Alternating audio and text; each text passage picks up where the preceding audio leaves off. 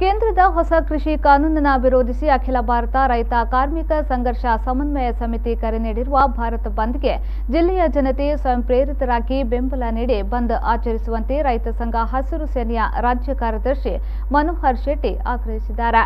ಜನರನ್ನ ಮನವೊಲಿಸಿ ಶಾಂತಿಯುತವಾಗಿ ಚಳುವಳಿ ನಡೆಸುವಂತೆ ರೈತರನ್ನ ಆಗ್ರಹಿಸಿರುವ ಅವರು ಕೇಂದ್ರ ಸರ್ಕಾರದ ಸರ್ವಾಧಿಕಾರಿ ಧೋರಣೆಯನ್ನ ಖಂಡಿಸುವಂತೆ ಮನವಿಯನ್ನ ಮಾಡಿದ್ದಾರೆ.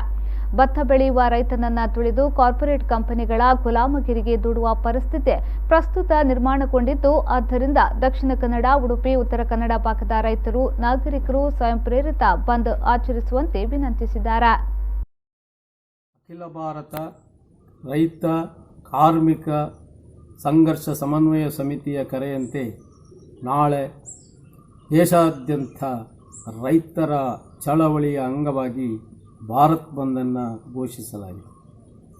ಅದೇ ರೀತಿ ನಮ್ಮ ರಾಜ್ಯಾಧ್ಯಕ್ಷರಾದಂತಹ ಕೋಡಿಹಳ್ಳಿ ಚಂದ್ರಶೇಖರ್ರವರು ಇಡೀ ರಾಜ್ಯಕ್ಕೆ ಸಮನ್ವಯ ಸಮಿತಿಯೊಡನೆ ಕೂಡಿಕೊಂಡು ಬಂದ್ ಆಚರಿಸುವಂತೆ ರಾಜ್ಯದ ನಾಗರಿಕರನ್ನು ಕೋರಿದ್ದಾರೆ.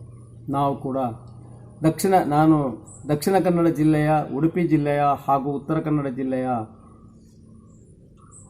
ರೈತರನ್ನು ವಿನಂತಿಸುವುದೇನೆಂದರೆ, ನಮ್ಮ ಹೋರಾಟವನ್ನು ಶಾಂತಯುತವಾಗಿ ಜನರನ್ನು ಮನವೊಲಿಸಿ, ನಾಗರಿಕರನ್ನು ಮನವೊಲಿಸಿ ಬಂದನ್ನು ಆಚರಿಸಿ ಕೇಂದ್ರ ಸರ್ಕಾರದ ಆ ಸರ್ವಾಧಿಕಾರಿ ಧೋರಣೆಯನ್ನು ಖಂಡಿಸುವಂಥ ಒಂದು ಕಾರ್ಯಕ್ರಮವನ್ನು ನಾವು ಉಗ್ರವಾಗಿ ಹಮ್ಮಿಕೊಳ್ಳಬೇಕಾಗಿದೆ.